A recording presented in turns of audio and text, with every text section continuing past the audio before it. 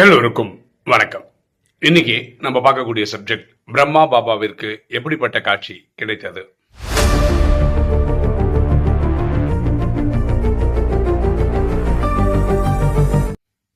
ஒரு ஆத்மா என்ன கேள்வி கேட்குறான்னா, ராஜயோகத்தில் நம்ம அப்படி தெரிஞ்சு வச்சிருக்கோம். அதாவது பிரம்ம பாபாவுக்கு பரமாத்மா சொர்க்கத்தின் காட்சி, விநாசத்தின் காட்சி காமிச்சதா நம்ம படிச்சிருக்கோம். இன்னும் இந்த ஆத்மா கேட்குற கேள்வி என்னென்னா, அவருக்கு காட்சியெல்லாம் எப்படி கிடைச்சிது? கண்ணு முன்னாடியே நடக்கிற மாதிரி நடந்ததா, இல்லை கனவுகளில் வந்ததா? இது எது ஆன்சரு அப்படின்னு கேட்டார். அவரே என்ன சொல்கிறாருன்னா, நிறைய படங்கள் ஷார்ட் ஃபிலிம்லாம் எடுக்கிறாங்க பிரம்மகுமாரிஸு. அதில் கண்ணு முன்னாடி நடந்த மாதிரி தான் காட்டுறாங்க. அப்போது கண்ணு முன்னாடி எப்படி நடக்க முடியும்? இதெல்லாம் என்ன புரிதல் அப்படின்னு ஒரு ஆத்மா கேட்டிருக்கார். அவருக்கு தான் இந்த வீடியோவில் பதில் சொல்ல ட்ரை பண்ணுறோம். ஓகே, இப்போ பாருங்கள், நமக்கு ஒரு கனவு வருது. அந்த கனவை பார்த்தது, எனக்கு ஒரு கனவு வந்தால் நான் தான் பார்த்துருக்கேன். இதை நான் என்ன பண்ண முடியும்? வெளி உலகத்துக்கு டிஸ்கிரைப் பண்ணலாம், இப்படிலாம் கனவு வந்தது அப்படின்னு. அதுக்கு நம்மளே ரீக்ரியேட் பண்ணி ஒரு 10 பேர் வச்சு நடிக்க வச்சு சினிமாவை எடுக்க முடியாது, நம்மளால முடியாது நம்ம கனவை எக்ஸ்பிளைன் பண்ணுறதுக்கு. அப்போது இந்த பிரம்மாவுக்கு நடந்த காட்சிகள், கிடைச்ச காட்சிகள், பிரம்மகுமாரி படமாக எடுத்தால் என்ன பண்ணுவாங்க? அவர் கனவுல வந்தது அப்படின்னு டிஸ்கிரைப் பண்ணுவாங்க, நடந்த மாதிரியே காட்டுவாங்க. வேர்ல்டு வார் 3 நடந்த மாதிரி இருந்தால் எப்படி இருக்கும், அதுக்கு ஏதாவது ஃபுட்டேஜ் எடுத்துருவாங்க. இப்போ ஈரான் ஈராக்கு, இல்லை ஈரான் அமெரிக்கா, ஈரான் இஸ்ரேல் போரில் இருக்குது, ஏதாவது 2 சீன் எடுத்து காமிச்சா கூட உலக போர் போல காமிக்க முடியும். அப்படி காட்டுவாங்க. அதே சொர்க்கத்தின் காட்சின்னு வச்சுக்கலாம். இப்போ நம்ம யூடியூப் சேனல்லே பார்த்தீங்கன்னா ஜஸ்ட் அண்ட் மேனிஃபெஸ்டேஷன் பார்த்தீங்கன்னா சொர்க்கத்திலே இருக்கிற மாதிரி ஃபீலிங் உங்களுக்கு கிடைக்கும். ஏன்னா அந்த தம்பி அந்த மாதிரி பயங்கரமாக அனிமேஷன்லாம் பண்ணுறாரு, ஏஐ வச்சு கலக்குறாரு. நம்மளே அங்கே சொர்க்கத்தில் எப்படி இருந்தால் எப்படி இருக்கும்ன்ற ஃபீலிங் நமக்கு கழிச்சிடும். அப்போ இதுக்கு நல்லா தெரியுது நம்ம தான் வீடியோ கிரியேட் பண்ணியிருக்கோம், சரியா? அப்போ இதுலேருந்து நம்ம புரிஞ்சுக்க வேண்டியது என்னென்னா, சில இடத்துல நம்ம மிகைப்படுத்தி தான் சொல்கிறோம், ஓகேவா? ஸோ அந்த பிரம்ம பாபாவை சம்மந்தப்பட்ட ஒரு படம் எடுக்கிறாங்கன்னா அதில் சொர்க்கத்தின் காட்சிதுன்னா ரியலாகவே சொர்க்கம் வந்த மாதிரி ஏஐ வச்சு ஒரு ஸ்க்ரீன் கிரியேட் பண்ணுவாங்க. இதுக்கு அர்த்தம் பிரம்ம பாபா இருக்கும்போது அவர் முன்னாடி அந்த மாதிரி நடந்து காமிச்சுது அப்படி கிடையாது. அவர் அனுபவம் பண்ணியிருக்கார். பாருங்கள், இந்த ராஜயோகத்திலேயே ரொம்ப பியூட்டிஃபுல்லான விஷயம் என்னென்னா, இது பியூர் சயின்ஸ் தான். இதில் மிகைப்படுத்துகிற எந்த ஒரு விஷயம் கிடையாது. அப்படின்னா என்னென்னா, இந்த பக்தியில் இருக்கக்கூடிய கொஞ்சம் பெரியவங்க இருக்காங்கல்ல, இந்த சாமியாருங்கள்லாம் வாயிலேருந்து சிவலிங்கம் எடுத்து காட்டுவாங்க, கை எப்படின்னுவாங்க, டக்குன்னு பார்த்தா விபூதி எடுத்து காட்டுவாங்க. இதெல்லாம் பரமாத்மா ரித்தி சித்தி அப்படின்றார். இந்த வேலையெல்லாம் நான் காட்ட மாட்டேன் அப்படின்னு பரமாத்மா சொல்கிறார். பரமாத்மா 1936லேருந்து 1969 வரைக்கும் இந்த பிரம்மான்ற லேக்ராஜ் என்ற வைர வியாபாரோட தான் வந்தார். அவர் லேக்ராஜ் இப்படிலாம் பண்ணாரா? அப்படி இப்படின்னு விபூதி எடுத்து காமிச்சாரா? வாயிலிருந்து லிங்கத்தை எடுத்து காமிச்சாரா? ரெண்டு எல்லாம் பண்ணதில்லை. இதில் நமக்கு பிடிச்ச விஷயமே இல்லைன்னா எந்த ஒரு எக்ஸாகரேஷனும் கிடையாது, ஓகேவா? ஸோ இது இறைவன் பண்ணுறதே கிடையாது. அதே மாதிரி இறைவன் பிரம்மாவின் சரீரத்தில் வராரு. அதுக்கப்புறம் 69 to 2017 தாதி சரீரத்தில் வராரு. இந்த தாதி சரீரத்தில் வரும்போது கண்களை திறந்து நமக்கு திருஷ்டி கொடுக்குறாரு.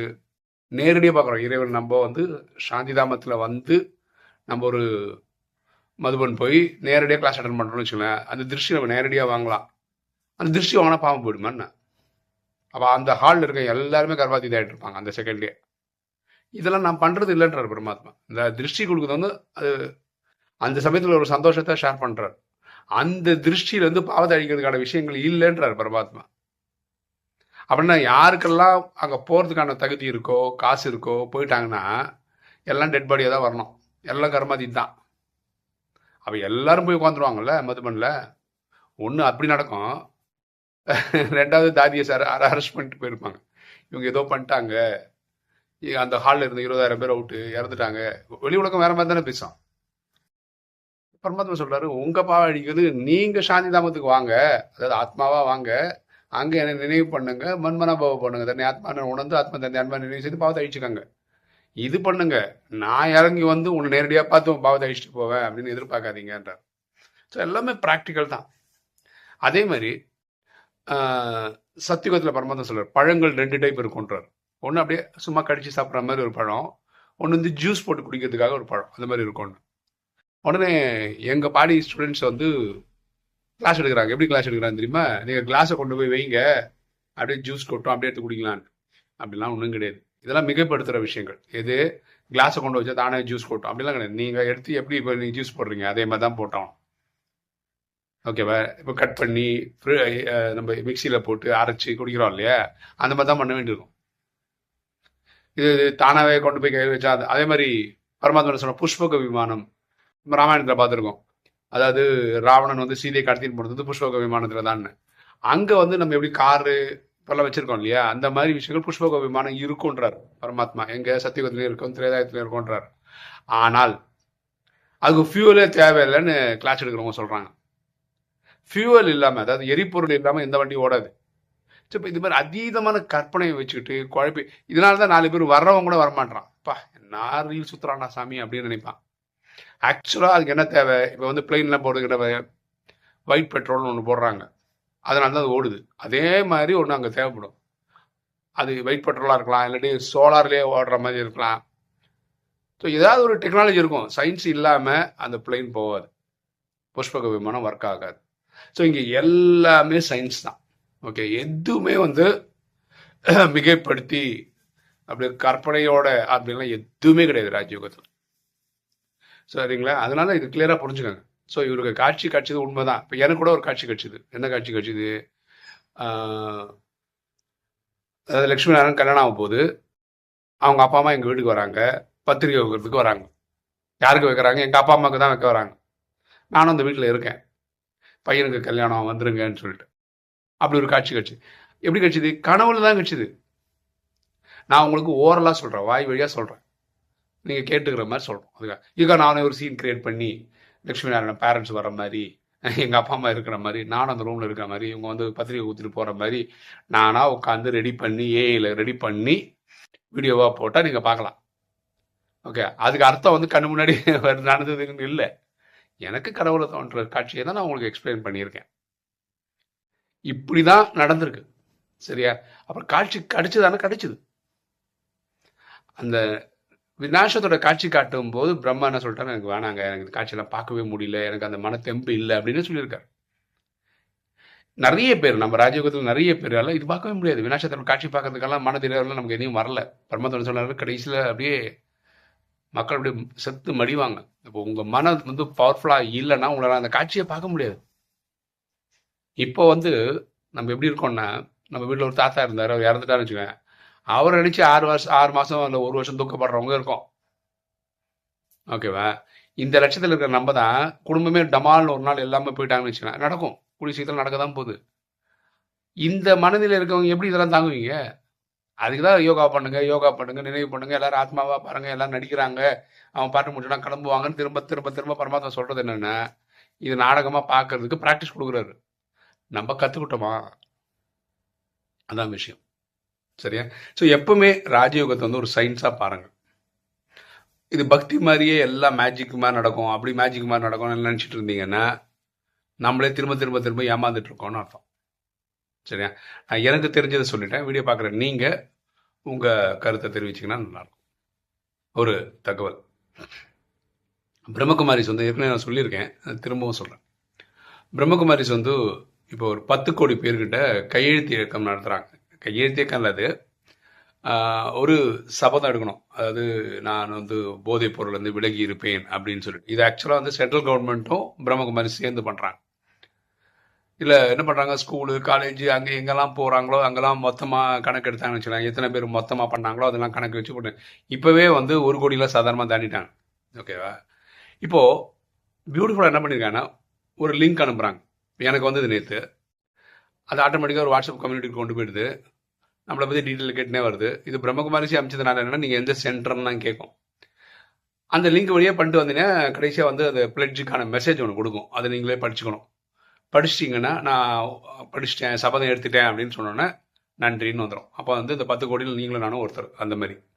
ஸோ நம்ம என்ன பண்ணலான்னா, நம்ம ஃப்ரெண்ட்ஸு நம்ம வாட்ஸ்அப் ஸ்டேட்டஸாக வைக்கலாம், நம்மளுடைய ஃபேஸ்புக் போஸ்ட் நான் போட்டு விட்டுடலாம், நம்ம இருக்கிற 4 வாட்ஸ்அப் குரூப்பில் போகலாம். இது நிறைய சுற்றின்னு தான் இருக்குது, அது டவுட்டே கிடையாது. அப்படி வந்தது தான் எனக்கும் வந்தது. சரியா? நம்ம பங்குக்கு என்ன பண்ணோம்? நான் யூடியூப்ல சொல்கிறேன் இல்லையா, இதை பார்த்து ஒரு 4 பேர் பண்ணாங்கன்னா நல்லா இருக்கும்ல, அந்த மாதிரி நம்ம பங்குக்கு ஏதாவது பண்ணணும். நீங்கள் இருக்கிற வாட்ஸ்அப் குரூப்பில், ஸ்கூல் குரூப்பு, ஃப்ரெண்ட்ஸு, ஏன்னா இது பொதுவான விஷயம் இல்லையா? சொசைட்டி நல்லா இருக்கணும்னா போதையை விட்டு விலகி இருந்தால் தான் சொசைட்டியே நல்லாயிருக்கும். ஸோ இது வந்து ஏதோ பிரம்மகுமாரிஸ்க்கு தான் வேலை, சென்ட்ரல் கவர்மெண்ட்டுக்கு தான் வேலைன்னு இல்லை, ஒரு இண்டிவிஜுவலோட வேலை. என்னது, இந்த சபதம் எடுக்கிறது, 4 பேரை எடுக்க வைக்கிறது. சரியா? ஸோ நான் என் பங்குக்கு யூடியூப்பில் சொல்கிறேன், நான் இது 2வது வாட்டி சொல்கிறேன். நான் அந்த லிங்க்கும் தரேன். நீங்கள் அந்த லிங்க்கை வந்து நான் டிஸ்கிரிப்ஷனில் போடுறேன். நீங்கள் அதை எடுத்துகிட்டு யூஸ் பண்ணிக்கோங்க. இல்லை உங்களுக்கு வாட்ஸ்அப் குரூப்பில் வந்திருக்கும், நீங்களும் ஷேர் பண்ணுங்கன்னு சொல்ல வரேன். உங்களுக்கு தெரியுமா ஏதாவது ஸ்கூலு, அவங்ககிட்ட பேசுங்க. பிரம்மகுமாரி சிஸ்டர் இருக்காங்களா உங்கள் ஏரியாவில், அவங்ககிட்ட சொல்லுங்கள், இந்த ஸ்கூலில் நான் பேசியிருக்கேன். ரொம்ப சிம்பிள். நேராக போக வேண்டியது, அசம்பிளியில் கலந்துக்க வேண்டியது. பசங்க ஒரு 1000 பேர் இருந்தாங்க, 1000 பேருக்கு முன்னாடி நான் இதை படிக்கிறேன், நீங்கள் திரும்பி சொல்லுங்கன்னு சொல்லுங்கள். அவங்க என்ன சிஸ்டம் ஃபாலோ பண்ணுறாங்களோ எனக்கு தெரியல எப்படி பண்ணுறாங்கன்னு. பொதுவாக இப்படி தான் இருக்கும், இவங்க படிப்பாங்க, அந்த பசங்க திரும்ப சொல்லுவாங்க. சொல்லி முடிஞ்சோடனே அது உறுதிமொழி எடுத்த மாதிரி டன், அவ்வளோதான். எத்தனை பேரும் பண்ணிட்டாங்க, இவங்க ரிப்போர்ட் பண்ணிடுவாங்க. சரியா? இது ஒரு நல்ல விஷயம், கண்டிப்பாக நம்மளால் பண்ண முடியும். இப்போ நம்ம ஏரியாவில் வந்து நிறைய ஸ்கூல் கேட்குறாங்க, பிரம்மகுமாரி கேட்குறாங்க, சுரேஷ் பிரதர் கேட்குறாரு. நானும் 2-3 ஸ்கூலில் சொல்லி வச்சுருக்கேன், யாரும் எதுவும் பர்மிஷன் கொடுக்கல, யோசிக்கிறோன்னு சொல்லியிருக்காங்க. ஏன்னா சில ஸ்கூல்ஸ் வந்து கிறிஸ்டின் ஸ்கூலு, அவங்கெல்லாம் இதனோ ஹிந்து இயக்கம், இது பாருங்க, போதைப் பொருளை ஒழிக்கணும், இதுதான். இது வந்து ஹிந்து கிறிஸ்டின் முஸ்லீம் எதுவும் வர்றதில்லை. அவங்க சிந்தனை லெவல் அந்த லெவலில் தான் இருக்குது, அதை மீறி அவங்களால சிந்திக்க முடியல, அதனால் அவங்க பண்ணலை. இது நம்ம யாரும் குரலாக சொல்ல முடியாது, ட்ராமா இது நகர்ந்து போகணும். நம்ம லெவலில் இப்படி போடணும், வாட்ஸ்அப் ஸ்டேட்டஸில் வைக்கணும், ஃபேஸ்புக்கில் போடணும், இல்லை வாட்ஸ்அப் குரூப்பில் ஷேர் பண்ணணும். இந்த வேலையெல்லாம் நம்ம உருப்படியாக பண்ணால் நம்ம பார்ட்டுக்கும் நம்ம ஒரு பங்கு நிர்வகிச்சிருக்கோம் அப்படின்னு அர்த்தம். ஸோ இது தயவுசெய்து பண்ணுங்க அப்படின்ற ஒரு விஷயம். அடுத்தது ஒரு சாஃப்ட்வேர் ஒன்று நான் பண்ணிகிட்ருக்கேன், கொஞ்சம் இன்ட்ரெஸ்டிங்கான விஷயம், உங்களுக்கு பிடிக்குமான்னு பாருங்கள். ஒரு 12 வயசு பையன் பண்ண இது பார்த்தேன், நான் சாஃப்ட்வேர் பார்த்தேன்.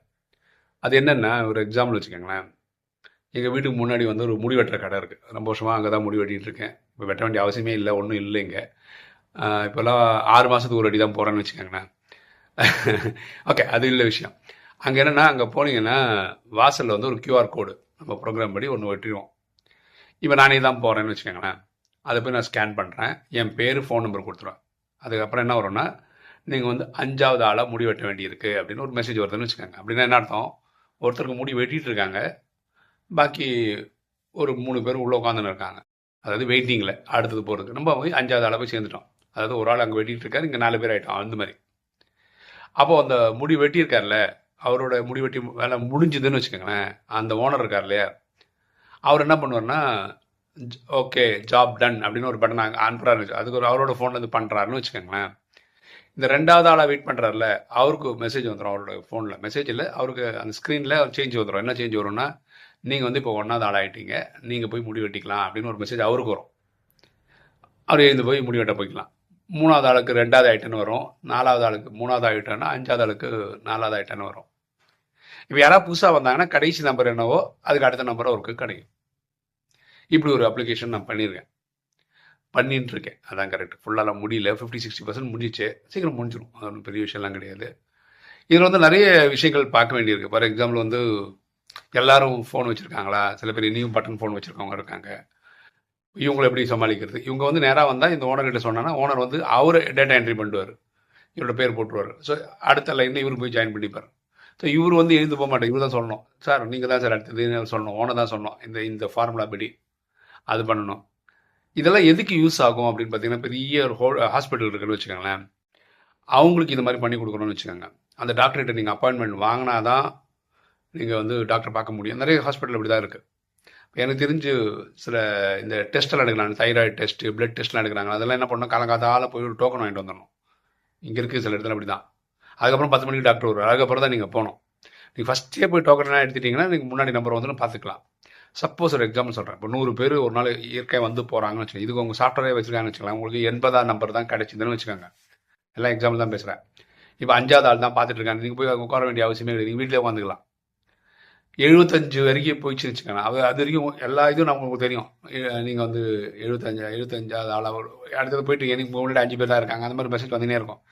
அது தெரிஞ்சவொடனே அப்போ கிளம்பி வீட்டிலேருந்து வந்தால் கூட கரெக்டாக உள்ளே வந்துட்டிங்கன்னா நீங்கள் 5 நிமிஷம் தான் வெயிட் பண்ணுவீங்க, அடுத்தது நீங்கள் பார்த்துட்டு போகலாம். ஸோ யாருக்காக வெயிட் பண்ண வேணாம், உங்கள் டைம் வந்து உருப்படியாக நீங்கள் வேறு ஏதாவது வேலைக்கு யூஸ் பண்ணலாம். ஓகேவா? சப்போஸ் நீங்கள் 80வது ஆள் நீங்கள் வரல, இப்போ 81வது ஆளுக்கு அனுப்பிடுவாங்க. ஓகே, நீங்கள் எப்போ உள்ளே போகிறீங்களோ ரிசப்ஷனில் போய்ட்டு நான் சார் இங்கே கொஞ்சம் லேட் ஆகிடுச்சிங்கன்னு சொன்னேன்னா உடனே உங்களுக்கு ஆக்டிவேட் பண்ணும், அதே பழைய நம்பர் படி இப்போ ஒரு 85 பேர் போயிட்டாங்கன்னா 86ன்னு ஒருத்தர் போனோம்ல, அவரை நிறுத்தி உங்களை அனுப்புவாங்க. ஏன்னா நீங்கள் தான் சீனியர் அதில். நீங்கள் போயிடுவீங்க. சப்போஸ் நீங்கள் புக் பண்ணிட்டீங்க, கடைசியில் நீங்கள் வர முடியல அப்படின்னா, நீங்கள் ஃபோன் பண்ணி நான் வர முடியலங்க சாருங்க, நான் நாளைக்கு பார்த்துக்கிறேன்னு சொன்னீங்கன்னா, அவங்கள அப்படியே எடுத்து விட்ருவாங்க. எடுத்து விட்டுட்டாங்கன்னா பாக்கி இருக்கவங்க ஆர்டராக க்யூவில் போவாங்க. இதெல்லாம் அதில் நடக்கும். ஸோ சுவாரஸ்யமாக இருக்குது. நீங்கள் வீடியோ பார்க்குற நீங்கள் உங்கள் ஏரியாவில் நீங்கள் பண்ணுற பிஸ்னஸில் இந்த மாதிரிலாம் தேவைப்படுதா அப்படின்னு சொன்னீங்கன்னா, நான் கண்டிப்பாக இந்த அப்ளிகேஷன்லாம் பண்ணி தர முடியும். சரியா? யோசிங்க, தேவைப்பட்டா சொல்லுங்கள். ஓகே, இன்றைக்கி வீடியோ உங்களுக்கு பிடிச்சிருக்கோம் நினைக்கிறேன். பிடிச்சவங்க லைக் பண்ணுங்கள், சப்ஸ்கிரைப் பண்ணுங்கள், ஃப்ரெண்ட்ஸ் சொல்லுங்கள், ஷேர் பண்ணுங்கள், கமெண்ட்ஸ் போடுங்க. தேங்க்யூ.